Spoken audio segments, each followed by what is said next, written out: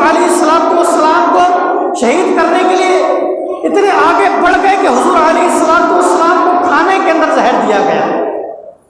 واقعہ یوں پیش آیا کہ ایک یہودیہ، ایک عورت نے صحابہ کرام سے پوچھا کہ حضور علیہ السلام کی میں دعوت کرنا چاہتی ہوں، تو مجھے آپ یہ بتائیں کہ حضور علیہ السلام کو کس حصے کا گوشت کھانا زیادہ پسند ہے؟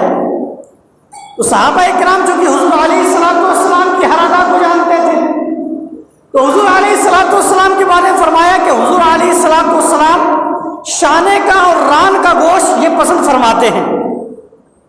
اس نے کہا ٹھیک ہے، حضور علیہ السلام کو اس نے دعوت دی۔ دعوت دینے کے بعد اس عورت نے اس گوشت کے اندر جو حضور کو زیادہ پسندیدہ تھا اس کے اندر زہر لگایا، شانے کے اندر اور ران کے اندر اچھی طریقے سے زہر لگایا۔ اور زہر کے بارے میں بھی آتا ہے کہ اس نے پوچھا، جو یہود کے بڑے بڑے لوگ تھے ان سے پوچھا کہ زہر اچھی کوالٹی کا کون سا ہے، جو بہتر زہر ہو، جو سب سے زیادہ زہریلا زہر ہو، وہ زہر کون سا ہوتا ہے؟ تو ان یہودیوں نے اس کی رہنمائی فرمائی کہ وہ جو زہر ہوتا ہے وہ سب سے زیادہ خطرناک ہوتا ہے، وہ استعمال کیا جائے۔ تو اس عورت نے اس زہر کو لیا اور لینے کے بعد اس گوشت کے اوپر لگا دیا۔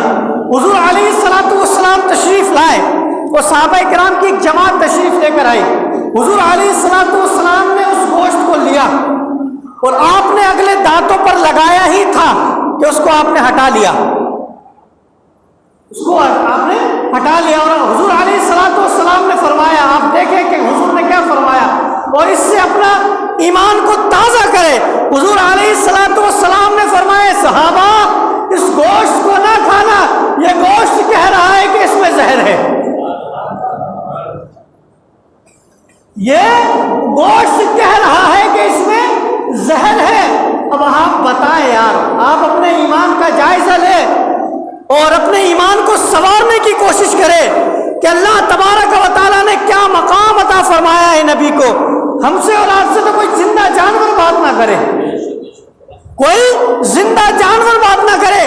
حضور علیہ السلام سے تو وہ گوشت جو کٹ گیا ہو، جس کی بوٹیاں ہو گئی ہو، جو پک گیا ہو، اور وہ کہہ رہا ہو کہ حضور آپ مجھے مت کھائیے، مجھ میں زہر ہے، تو آپ سمجھے حضور کا مقام، حضور کو اللہ نے کیا شان عطا فرمائی ہے۔ بہرحال حضور نے فرمایا تو ایک صحابی تھے، انہوں نے کھا لیا تھا، انہوں نے اس کو کھا لیا تھا۔ حضور نے جب فرمایا تو وہ کہنے لگے یا رسول اللہ صلی اللہ علیہ وسلم، جب میں نے اس کو کھایا تو مجھے محسوس ہوا کہ یہ گوشت ٹھیک نہیں ہے، یہ اچھا نہیں ہے، اس کے اندر کچھ ملاوٹ کر دی گئی ہے۔ مگر قسم خدا کی لوگوں، صحابہ اکرام کا ادب دیکھو، صحابہ اکرام کا حضور کے لیے ادب دیکھو۔ صحابہ فرماتے ہیں کہ میں سمجھ تو گیا تھا کہ اس کے اندر کچھ ملاوٹ ضرور ہے، مگر میں یہ کھا چکا تھا اور میرے ایمان نے یہ گوارا نہ کیا کہ میں اس کو دسترخوان پر رکھ لوں اور حضور علیہ السلام کا مزاج خراب ہو جائے۔ مطلب ہوتا ہے نا کہ ہم اور آپ اگر الٹی کرتے تو سامنے کھانے والا ہے اس کو تھوڑا سا تکلیف محسوس ہوتی ہے۔ صحابہ فرماتے ہیں کہ مجھے اپنی جان دینا تو منظور ہے، مگر حضور علیہ السلام کو طبیعت کے اندر خلل پڑے مجھے یہ منظور نہیں ہے۔ اب آپ دیکھیں، آج تو لوگ یہ کہتے ہیں کہ جناب والا آپ حضور کا نام چوم لیتے ہیں۔ میں نے کہا بے وقوف، حضور کے نام پر تو صحابہ جان دے دیا کرتے تھے۔ پتہ ہے کہ زہر ہے، پتہ ہے کہ جان چلی جائے گی، مگر حضور کی شان میں بے ادبی ہو جائے گی، تو جان دے دی لیکن بے ادبی نہیں کی۔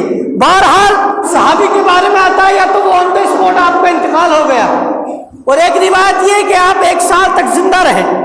بہرحال حضور علیہ السلام نے پھر تمام یہودیوں کو بلایا، اور بلانے کے بعد آپ نے ان سے پوچھا کہ تمہارے باپ کا نام کیا ہے؟ تو ان لوگوں نے غلط جواب دیا، جھوٹ کہا۔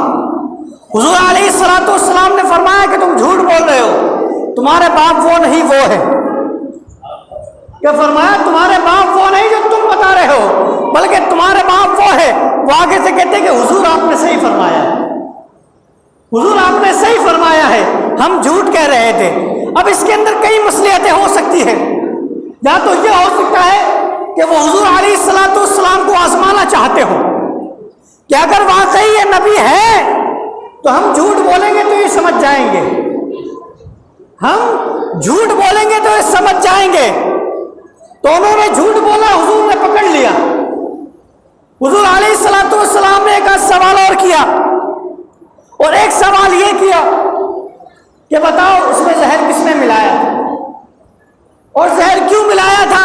تو اس کے بارے میں فرمایا جاتا ہے، اس کے بارے میں تفصیلیں آتی ہے، اس کے بارے میں کہا جاتا ہے کہ جس نے زہر ملایا تھا اسی عورت کی طرف سے یا کسی اور یہودی نے، کہ ہم نے جو آپ کے سامنے یہ پیش کیا تھا زہر والا، وہ اس لیے پیش کیا تھا کہ اگر آپ واقعی نبی ہیں تو ہمیں پتہ چل جائے گا کہ آپ نبی ہیں، اور اگر آپ نبی نہیں ہیں تو معاذ اللہ آپ کے شر سے ہم محفوظ ہو جائیں گے۔ کیا کہا؟ آپ کے شر سے ہم محفوظ ہو جائیں گے کہ جناب والا یہ جو دعویٰ کرنے والا شخص ہے یہ حقیقت میں نبی نہیں ہے بلکہ یہ جھوٹا نبوت کا دعویٰ کرنے والا ہے، معاذ اللہ رب العالمین۔ بہرحال میرے آقا صلی اللہ تعالیٰ علیہ وسلم نے اس کو پکڑ لیا، اور اس کے بارے میں بھی دو روایتیں ملتی ہیں کہ اس کو یا تو اسی وقت قتل کر دیا یا بعد میں اس کو قتل کروا دیا۔ اس کی تفسیر، اس کی شرح یوں بیان کی جاتی ہے کہ کہتے ہیں کہ یا تو حضور علیہ السلام کے صحابی اسی وقت اگر شہید ہو گئے تو ان کے قصاص کے بدلے میں اس کو بھی قتل کر دیا گیا، اور اگر وہ 1 سال تک بیمار رہے تو اس کو چھوڑ دیا گیا۔ جب وہ صحابی شہید ہوئے تو ان کی شہادت کے بدلے میں قصاص جو بدلہ دیا گیا تو اس کو بھی قتل کر دیا گیا۔ بہرحال میں سمجھانا جو چاہتا ہوں وہ یہ ہے کہ جو یہود و نصارہ ہے یہ تمہارے کبھی بھی نہیں ہو سکتے۔